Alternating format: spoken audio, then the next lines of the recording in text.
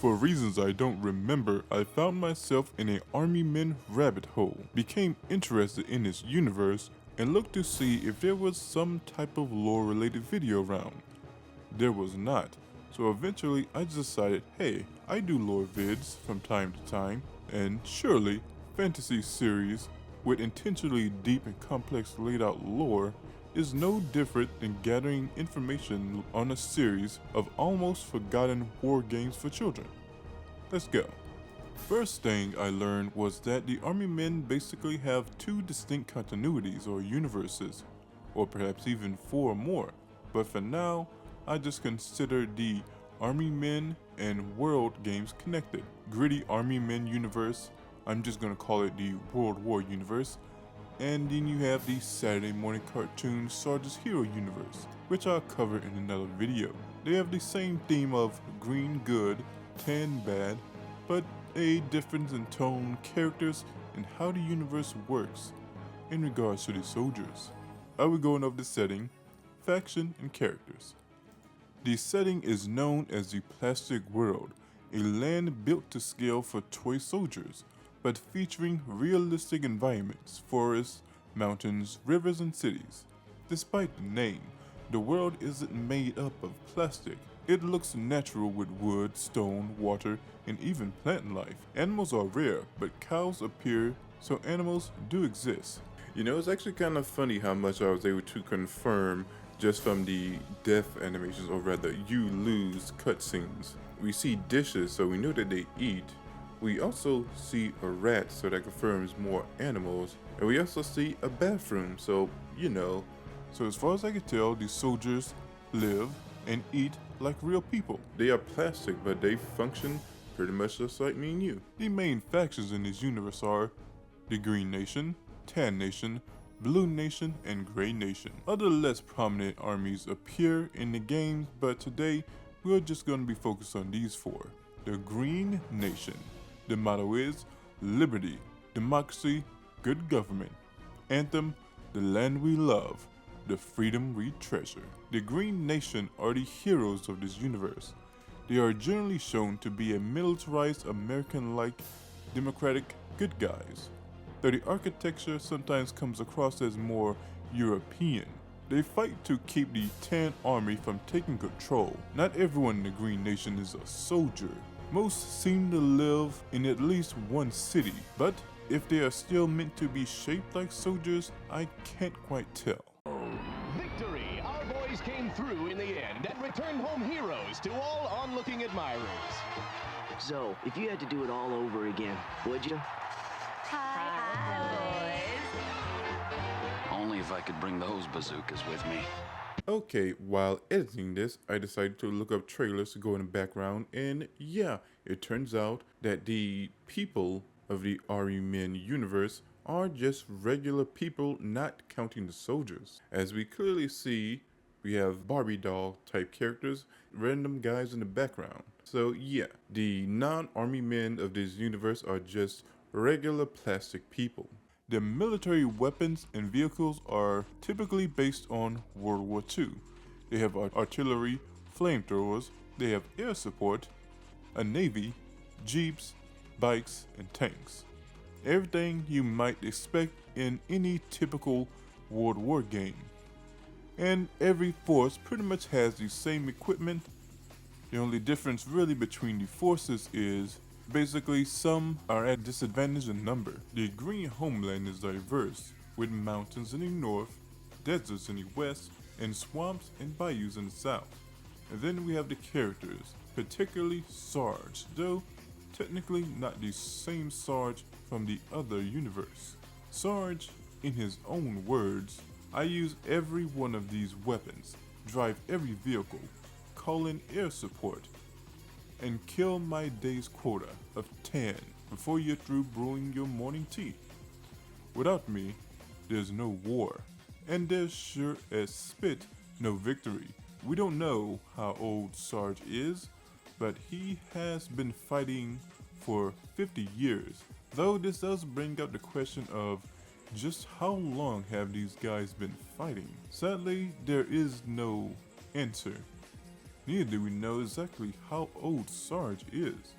Now, while he's typically more serious than Sergeant Hawk, he still has strong traits of compassion for his soldiers and he shows leadership. While he has no heroes consistently around him, Sarge often does lead large assault teams, with members such as Squirrel, Zandu, and Dante Hernandez. Which reminds me, characters that are clearly different ethnicities and races will appear as green, particularly in the Sarge's universe. They have a president that is unknown to us, and while the hero's continuity has Jack Happy Grimm to command, Sarge here pretty much just relies on whoever's higher up at HQ. But this universe did have a colonel, and he was actually an antagonist, Green Colonel. He, along with a group of soldiers from every nation, find out about the real world. He has basically an existential crisis, goes insane, and decided to destroy all factions to create peace. Saying things like, "You think you know what reality is? All you know is what you've been told. You're an errand boy for a deluded master. This war must end, and the only way that can happen is to eliminate the soldiers." And before you face him, he says, "I don't want to kill you, Sarge, but you leave me no choice. You won't feel a thing because you're not even real." Basically, the dude realized what he was and decided that the only way to create peace was to free the world of soldiers, and he killed anything that stood in his way. That's honestly a pretty cool little plot line here. The Tan Nation are the main opposing force, led by General Plastro.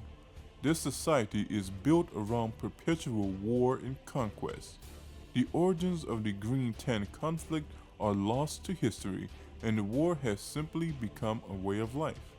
The Tan are depicted as aggressive and driven by their military-industrial complex. No one really remembers how the war between the Green and the Tan started. It's been going on so long that most soldiers don't ask anymore. As one early lore entry puts it, the war is so old, no one knows where and why it began. More to the point, no one cares. For the Tans, war is just part of their life. It's their entire economy. The nation's military-industrial complex has evolved to thrive off perpetual conflict. Basically, peace is just not profitable. More from Sarge, it isn't that they're evil. Just because they want to conquer everyone and steal everything, I think they just don't know any better. It's a flaw in their character. That's why they're better off dead.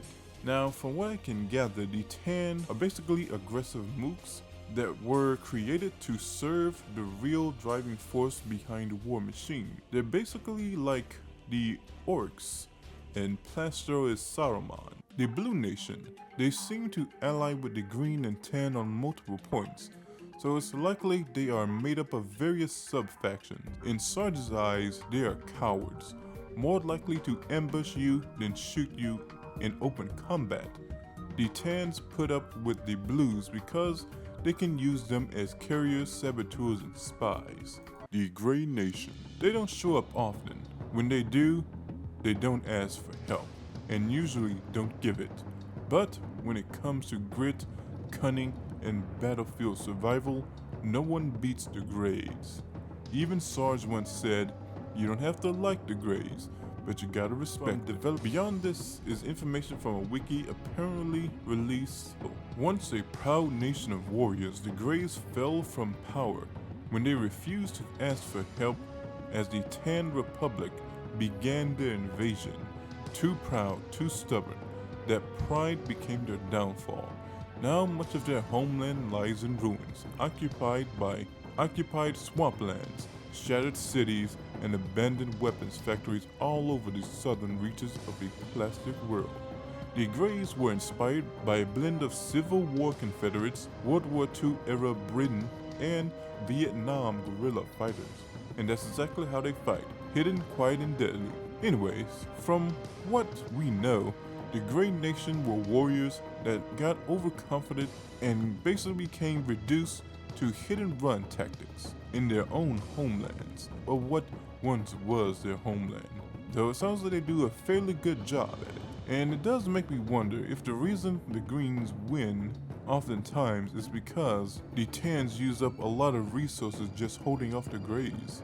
Guess we'll never know. And while I say this is the more serious universe, there's still a universe where we go from world war to fighting aliens in space, to eventually back to war ending in what seems to have been total victory for the Greens, depending on how you look at the timeline and canon. Well, that's it for now. Hope you enjoyed part 1. It turned out a little bit better than I thought it would. I honestly thought it would be like a second to just go over the original Army Men stuff, but here we are. And by the way, something that I really enjoyed, it was finding out all the horrible ways soldiers could die, because you can get away with it because, hey, they're just toys. Who cares? Please remember to check out some Army Men death cutscenes on YouTube. Anyway, if you like this video and have thoughts, please remember to like, sub, and comment. Later.